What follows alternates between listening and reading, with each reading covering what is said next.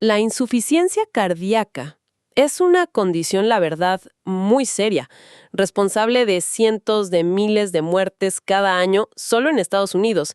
Y bueno, su impacto global está creciendo. Parece que está ligado a nuestro estilo de vida, al envejecimiento de la población. Absolutamente. Y ojo, es una carga enorme para los sistemas de salud. Pero, como decías, hay una luz de esperanza. En las últimas décadas, la supervivencia después de esa primera hospitalización ha mejorado. Bastante, de hecho. Sí, eso leí. Para hombres pasó de 1.3 a 2.3 años y mujeres de 1.3 a 1.7 años en promedio, más o menos.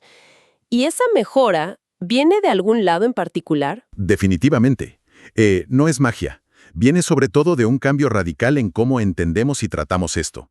Ya no es solo manejar los síntomas agudos, sino atacar las causas subyacentes, los mecanismos que perpetúan el problema. Y ahí es donde entran esos fármacos clave, ¿no? Los inhibidores de la ECA, los ARA, los betabloqueantes, los ARM, esas siglas que a veces escuchamos. Exacto. Esos son los pilares. Pero, como todo en medicina, la historia sigue evolucionando. Ahora vemos cosas nuevas, tendencias, un poco preocupantes a veces. ¿Cómo cuáles? Bueno, por un lado, parece haber un aumento en gente más joven, menores de 55. Y también está cambiando el tipo de insuficiencia cardíaca que vemos más. La que tiene la función de bombeo reducida, la ICFR, parece disminuir un poco, pero aumenta la otra, la que tiene función de bombeo preservada, la ICFEP. Ok, esto se pone interesante. Bien, vamos a meternos a fondo hoy. Queremos explorar un capítulo de texto médico que habla justamente de la terapia para la insuficiencia cardíaca. La misión es simple: entender bien qué es, por qué pasa, cuáles son sus variantes principales y cómo la medicina moderna intenta manejarla basándonos en esta fuente. Me parece perfecto. Y lo primero, creo, es recalcar algo fundamental. La insuficiencia cardíaca no es una enfermedad. Es un síndrome clínico complejo. Es como el punto final al que pueden llevar muchos caminos diferentes, muchas enfermedades del corazón. Entiendo. No una causa única, sino un resultado común. Eso mismo. Y nuestra comprensión de esos caminos y de cómo intervenir ha dado un salto enorme, la verdad. Entonces, para empezar por lo básico, ¿qué es exactamente la insuficiencia cardíaca? Si tuvieras que explicarlo simple. Imagínate el corazón como una bomba, ¿no? Bueno, en la insuficiencia cardíaca, esa bomba no tiene la fuerza suficiente para mandar la sangre que el cuerpo necesita para funcionar bien. O a veces sí lo logra, pero a costa de esforzarse tanto que las presiones dentro del propio corazón suben muchísimo. O sea, o no llega suficiente combustible a los tejidos, o el corazón se está ahogando en su propio esfuerzo para lograrlo. Exactamente. Y eso se manifiesta de dos maneras principales, que a veces se mezclan. Son como las dos caras de la misma moneda fallida. A ver, ¿cuáles serían? Por un lado, tenés la falla hacia adelante, que llamamos de bajo gasto. El corazón no impulsa suficiente sangre. Los síntomas son esos de cansancio fácil, mareos, debilidad en los músculos, falta de aire, sobre todo cuando haces ejercicio. El cuerpo literalmente se queda sin energía. Entiendo. ¿Y la otra cara? Es la falla hacia atrás o congestión. Esas presiones altas dentro del corazón hacen que el líquido como que retroceda y se acumule donde no debería. En las piernas, causando hinchazón, edema, o peor, en los pulmones, dificultando la respiración incluso estando quieto. También puede afectar la digestión, causar hinchazón en el abdomen. Claro, porque todo el sistema está congestionado. Justamente. Y como decíamos, es el destino final de muchas cosas. La causa más común de la insuficiencia con bombeo débil, la ICFR, sigue siendo el daño por enfermedad de las arterias coronarias, un infarto que deja una cicatriz o la pérdida crónica de músculo por falta de riego. Pero hay otras causas también. Sí, claro. La presión alta crónica, problemas en las válvulas del corazón, aunque esto ha bajado un poco con mejores tratamientos valvulares, miocardiopatías de origen genético, algunas infecciones virales. Y toxinas. Mencionaste el estilo de vida. Sí, también. El alcohol en exceso es un tóxico directo para el músculo cardíaco. La cocaína, las anfetaminas e incluso algunos fármacos necesarios para tratar otras enfermedades, como ciertos tipos de quimioterapia para el cáncer, pueden dañar el corazón. Es un abanico amplio. Y mencionaste algo sobre el diagnóstico, que a veces es complicado. Sí, ese es un punto crítico. Muchas veces el diagnóstico se basa solo en los síntomas que cuenta el paciente, sin una medición directa de cómo está bombeando el corazón, por ejemplo con un ecocardiograma. Y eso, bueno, puede llevar a problemas. ¿Cómo cuáles? Pues dificulta diferenciar bien entre los tipos de insuficiencia, la FR de la FEP, y a veces incluso se puede confundir con otras cosas, como una enfermedad pulmonar crónica, la EPOC, que también causa falta de aire. Entendido. Y ya que mencionaste los tipos, FER y FEP, se definen por la fracción de eyección, ¿no? Que es básicamente qué porcentaje de sangre expulsa el corazón en cada latido. Correcto. Es una medida clave. Tenemos la ICFR, insuficiencia cardíaca con fracción de eyección reducida. Acá ese porcentaje es bajo, digamos por debajo del 40 o 50%. El corazón claramente bombea con menos fuerza. Se le llamaba antes insuficiencia sistólica. ¿Y la otra? Es la ICFEP, insuficiencia cardíaca con fracción de eyección preservada. Acá la fracción de eyección es, bueno, normal, por encima del 50% o quizás un poquito reducida pero no tanto.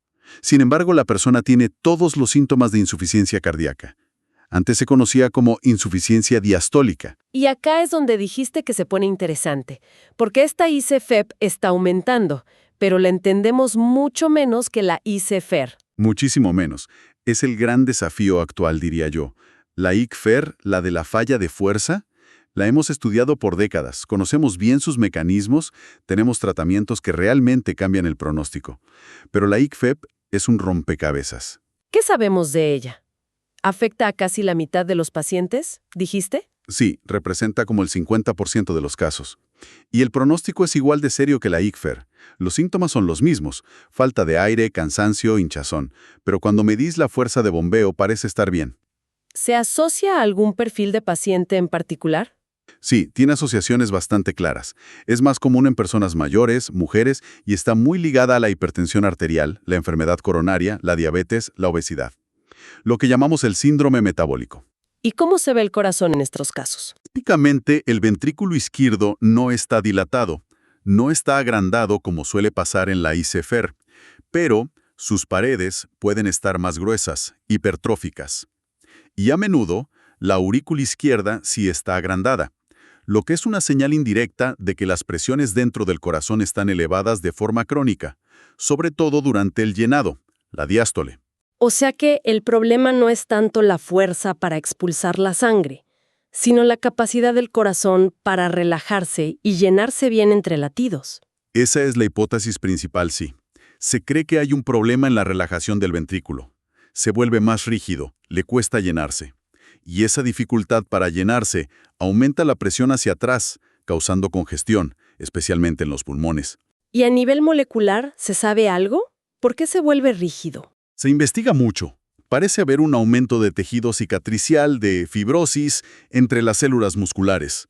También podría haber cambios en proteínas clave, como la titina, que funciona como un resorte dentro de la célula muscular y afecta su elasticidad.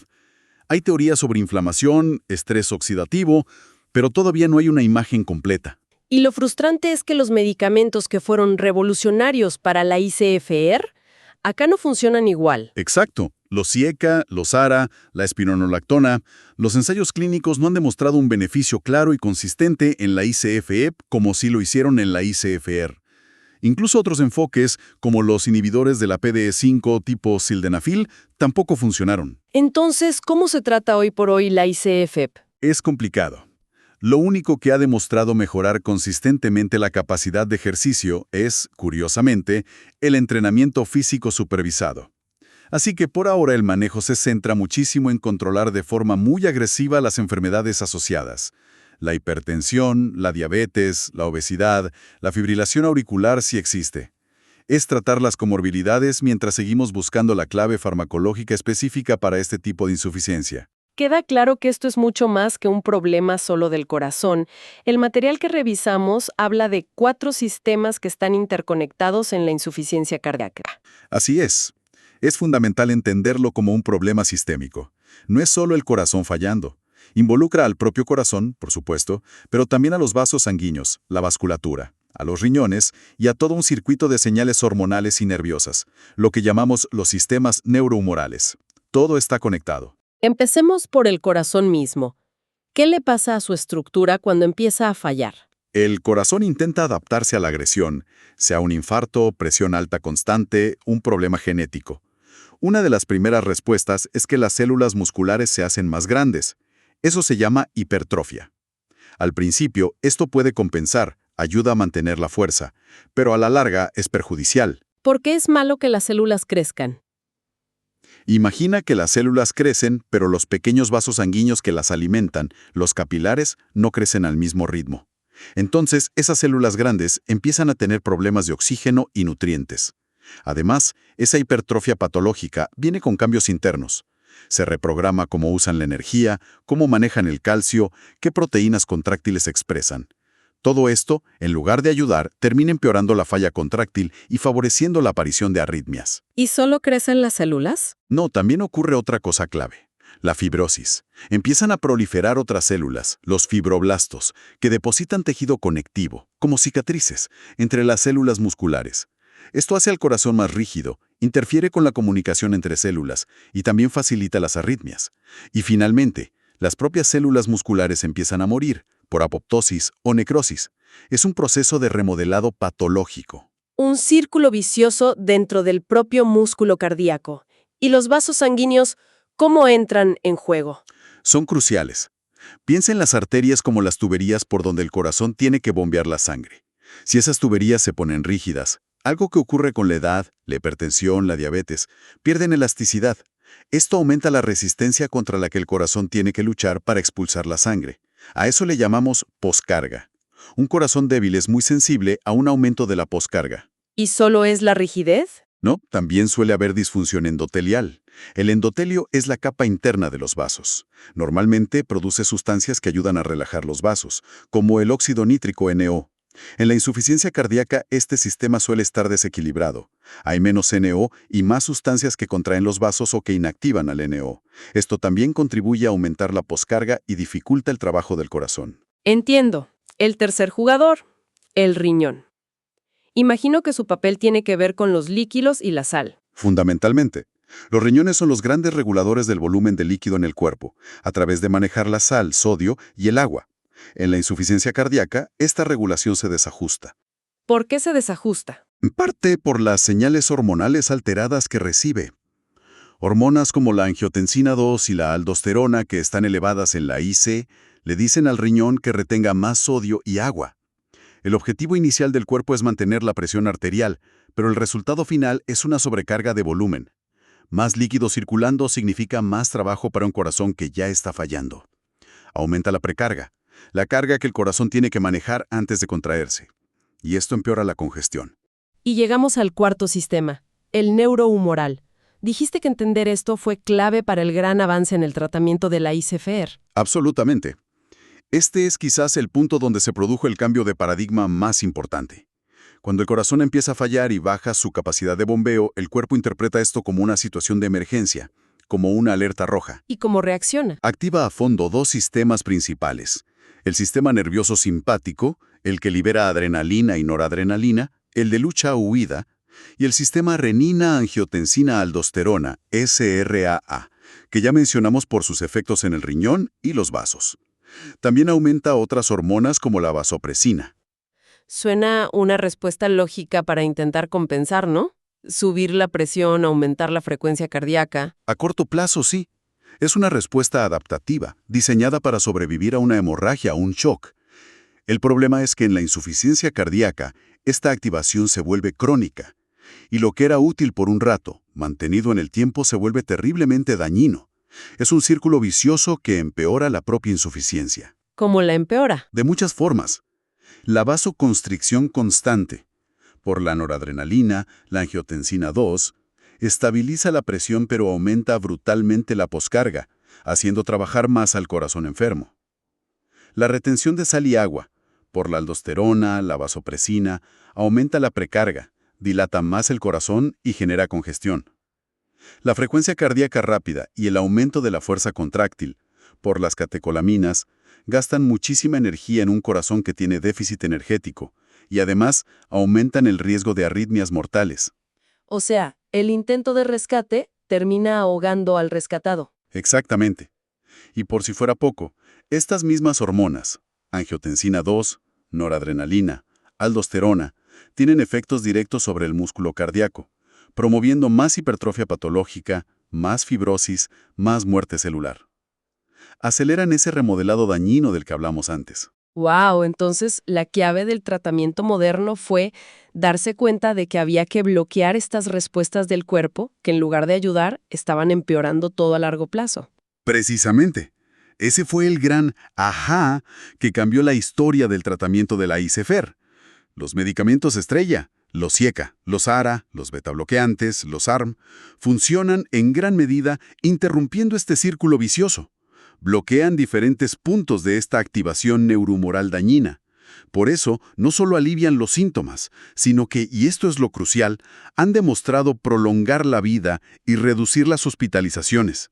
Aunque, como mencionaste antes, no todo fue tan directo, hubo sorpresas, intentos de bloquear otras hormonas que no funcionaron como se esperaba. Cierto, cierto. La biología siempre nos da sorpresas.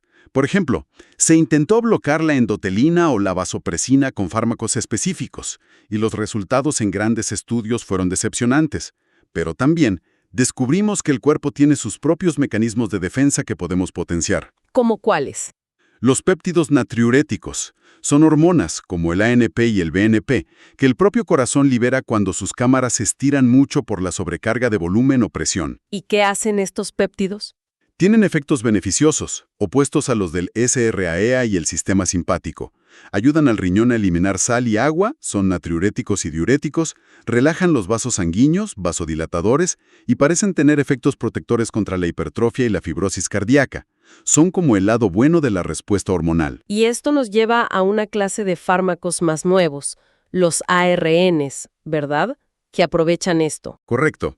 Los ARNIs, el ejemplo es sacubitrilo-valsartán, son una combinación inteligente. El valsartán es un ARA, bloquea los efectos dañinos de la angiotensina 2 en su receptor AT1, y el sacubitrilo inhibe una enzima llamada neprilicina. Esta neprilicina es la que normalmente degrada y elimina los péptidos natriuréticos buenos. Al inhibirla, aumentan los niveles de ANP y BNP y se potencian sus efectos beneficiosos. Un doble golpe. Bloquear lo malo y potenciar lo bueno. Exactamente. Y el gran estudio Paradigme-HF demostró que esta combinación era superior a un IEC estándar, enalapril, en reducir muertes y hospitalizaciones en pacientes con ICFSR sintomática. Por eso ahora son una pieza clave en el tratamiento. Fascinante ver cómo se ha construido este entendimiento, capa por capa. Entonces, si tuviéramos que resumir los grandes principios del tratamiento farmacológico actual para la ICFSR crónica, ¿cuáles serían, basados en toda esta evidencia? Bueno, el enfoque ha cambiado drásticamente en las últimas décadas. Pasamos de tratar solo los síntomas a basarnos en evidencia sólida de grandes ensayos clínicos enfocados en resultados duros, reducir la mortalidad y las hospitalizaciones a largo plazo. ¿Y qué lecciones clave nos han dejado esos ensayos? Varias muy importantes. Primero, que el objetivo primario es mejorar el pronóstico, no solo cómo se siente el paciente día a día, aunque eso también importa, claro. Segundo, que los efectos a corto plazo de un fármaco no predicen necesariamente los efectos a largo plazo.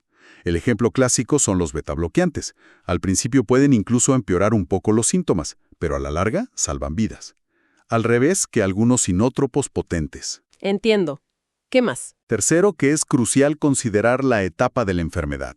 No todos los fármacos son para todos los pacientes en todo momento. Hay clasificaciones como la de la NIHA o la de la AAAC, que nos ayudan a guiar el tratamiento. Cuarto, que cualquier fármaco nuevo tiene que demostrar que es mejor, o al menos igual de bueno pero con ventajas, que la mejor terapia combinada que ya tenemos disponible. No vale con ser mejor que un placebo si ya hay tratamientos eficaces. Tiene sentido. ¿Alguna otra lección? Sí, que a veces los resultados inesperados nos obligan a investigar más y abren nuevas vías, como pasó con los inhibidores SGLT2. Y finalmente, que los fármacos son una parte, pero también hay tratamientos no farmacológicos importantes, como los marcapasos de resincronización o los desfibriladores implantables en pacientes seleccionados. Ok, entonces vamos con esos principios farmacológicos para la ICFR crónica. El primero, dijiste, es la piedra angular, la modulación neurohumoral. Exacto. Aquí tenemos varios grupos. Primero, los inhibidores de la enzima convertidora de angiotensina, IECA, como enalapril, lisinopril, ramipril. O los antagonistas de los receptores de angiotensina 2, ARA, como losartán, valsartán, candesartán. Son la base, usualmente lo primero que se inicia, incluso en etapas tempranas si hay daño cardíaco sin síntomas. ¿Cómo actúan principalmente? Bloquean el sistema renina-angiotensina-aldosterona. Los IECA impiden que se forme la angiotensina 2. Los ARA impiden que actúe en su receptor principal AT1. El resultado es vasodilatación, baja la poscarga, menor liberación de aldosterona, menos retención de líquido, menos fibrosis y efectos directos que frenan el remodelado cardíaco. ¿Alguna diferencia importante entre ellos? La principal diferencia práctica es que los IECA pueden causar tos seca persistente en algunos pacientes, debido a que también afectan a otra sustancia llamada bradiquinina. Los ARA no suelen causar tos. Si un paciente no tolera un IECA por la tos, se cambia a un ARA. En general, se consideran igual de eficaces para los resultados importantes. Ojo, combinarlos no es recomendable. Aumenta los efectos adversos. Bien. ¿Qué más entra en esta modulación neurohumoral? Los beta bloqueantes. Fármacos como metoprolol succinato, bisoprolol, carvedilol. Estos fueron, como dijimos, una sorpresa inicial, pero ahora son absolutamente estándar en pacientes con ICFR sintomática, y también después de un infarto. ¿Y su mecanismo a largo plazo? Protegen al corazón del efecto tóxico de la estimulación crónica por catecolaminas, noradrenalina. Bajan la frecuencia cardíaca, reducen el consumo de energía del corazón, ayudan a revertir parte del remodelado dañino, disminuyen el riesgo de arritmias graves y con el tiempo pueden incluso mejorar la fracción de eyección. Mencionaste que hay que tener cuidado al iniciarlos. Mucho cuidado. La clave es empezar bajo, ir lento. Se inician a dosis muy pequeñas, en pacientes que estén estables, sin congestión aguda, y se va subiendo la dosis muy gradualmente a lo largo de semanas o meses, vigilando la frecuencia cardíaca, la presión arterial y los síntomas.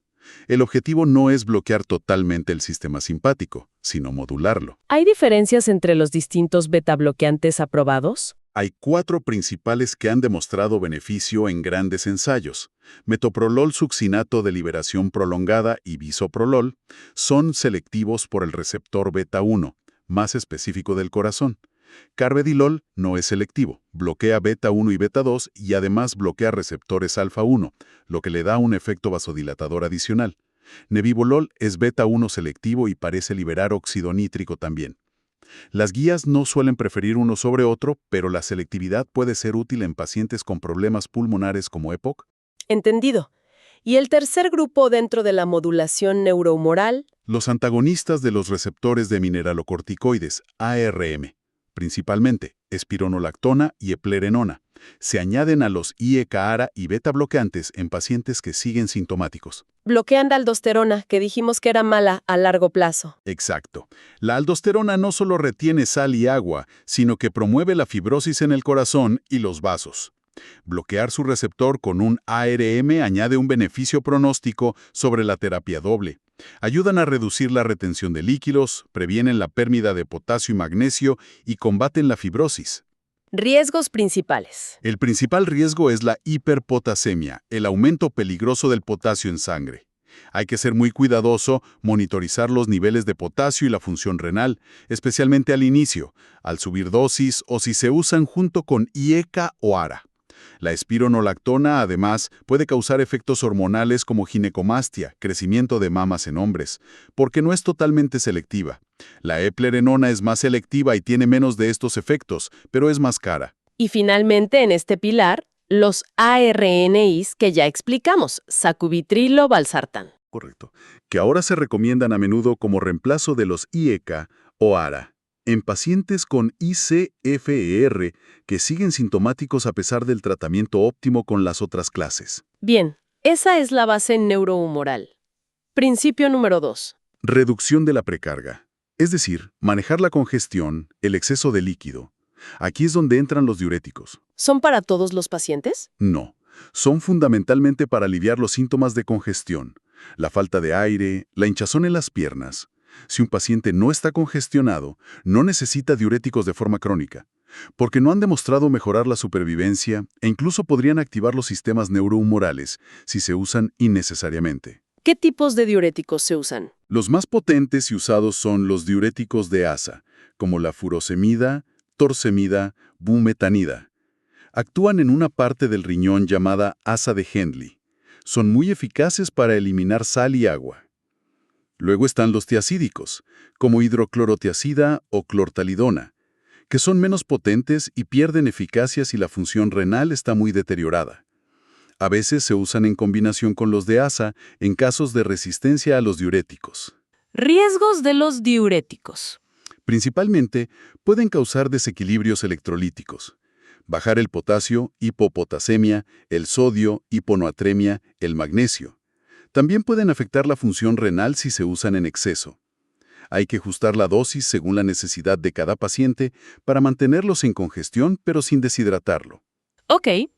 Tercer principio. Reducción de la poscarga.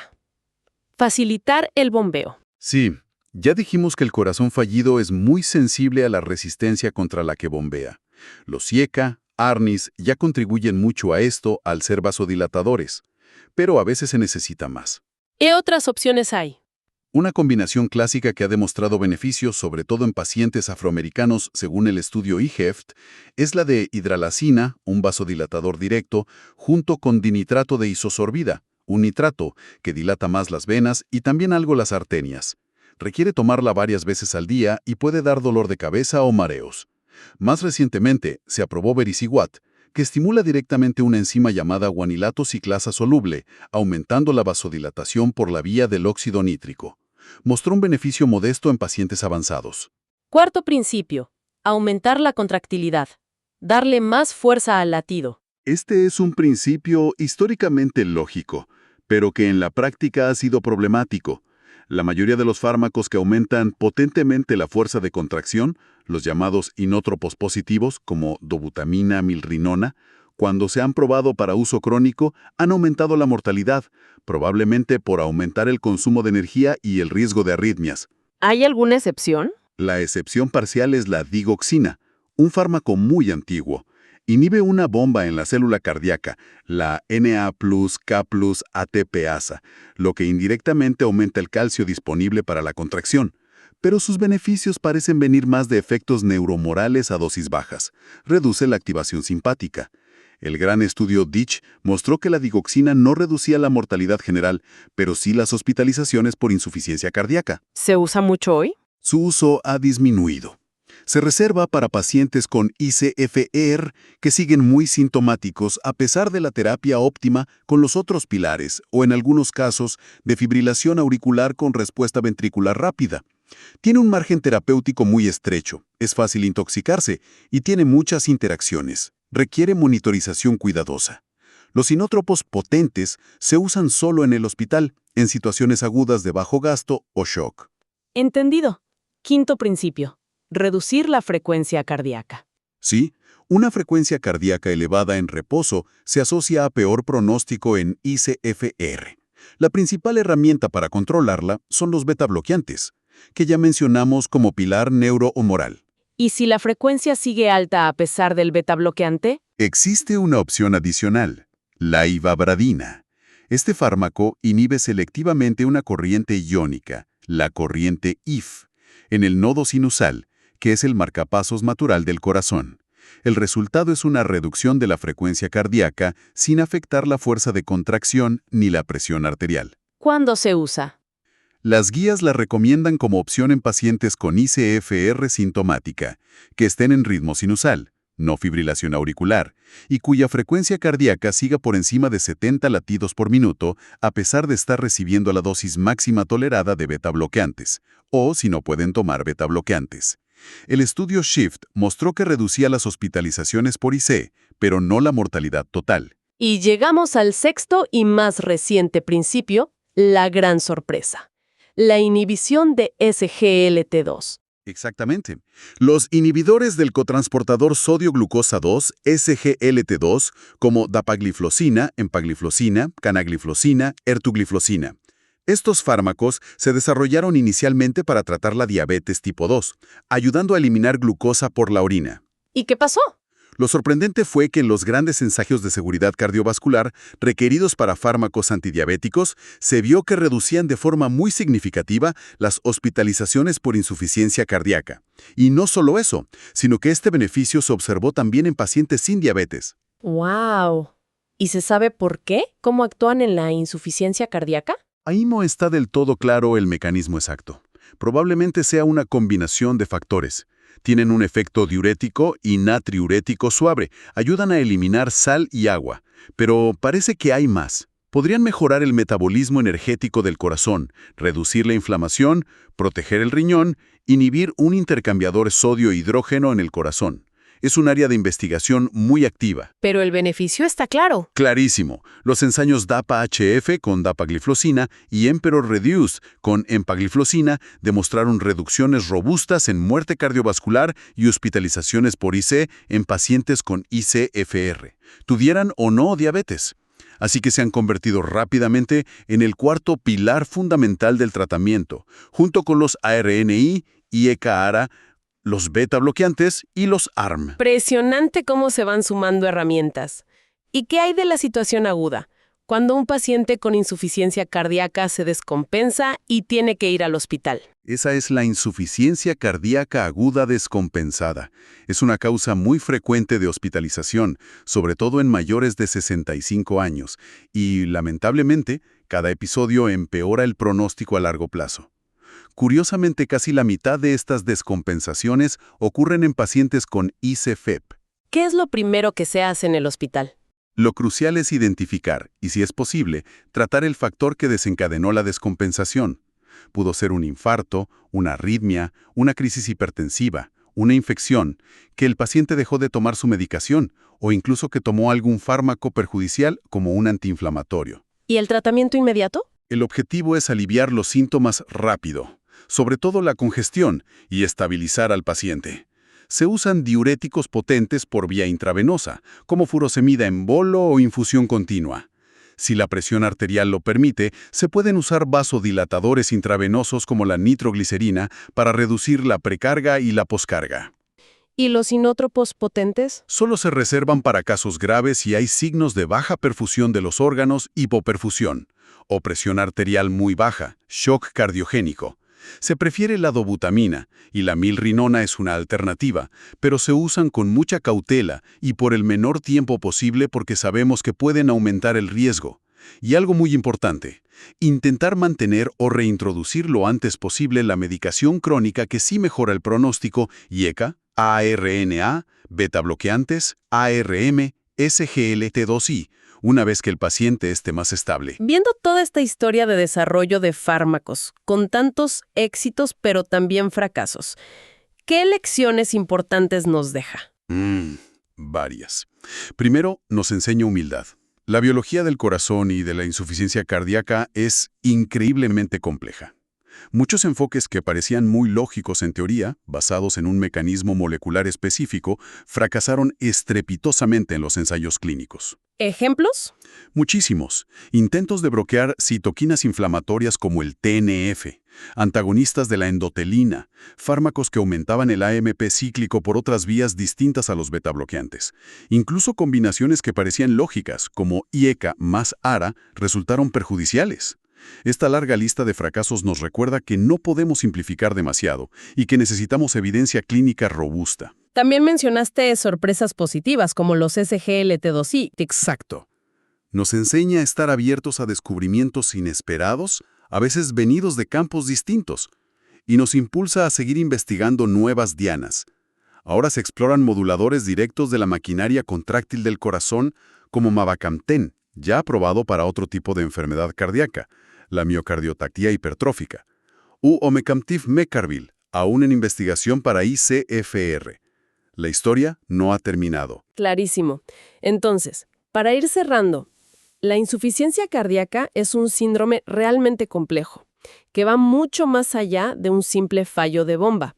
Implica múltiples sistemas del cuerpo. El tratamiento de la forma con fracción de eyección reducida, la ICFR, se ha transformado gracias a entender y contrarrestar esa activación neuromoral dañina y más recientemente con la incorporación de los SGLT2I. Pero la forma con fracción de eyección preservada, la ICFP, sigue siendo un gran desafío, muy ligada a otros problemas como la obesidad, la diabetes, la hipertensión. Totalmente. Y creo que lo fascinante de esta historia es ver cómo la evidencia rigurosa de los grandes ensayos clínicos ha sido la brújula. Nos ha guiado, a veces desafiando la intuición que teníamos, como el éxito de los betabloqueantes o el fracaso de los inótropos crónicos, y nos ha revelado mecanismos y terapias inesperadas, como los ARNs o los SGT2I. Es un recordatorio constante de la importancia de la buena ciencia. Y la búsqueda sigue, claro, sobre todo para descifrar el enigma de la ICFP y encontrar nuevas formas de ayudar a los pacientes. Y para dejar quizás una última idea picando. Pensando en ese aumento del ICFEP y su fuerte conexión con factores como la obesidad, la diabetes, el síndrome metabólico, ¿será que las próximas grandes revoluciones en el tratamiento no vendrán solo de fármacos enfocados estrictamente en el corazón o los vasos, sino quizás de estrategias que aborden de forma más integral la salud metabólica, la inflamación crónica o incluso otros sistemas que hoy no consideramos tan directamente ligados? Una vía interesante para seguir explorando, ¿no?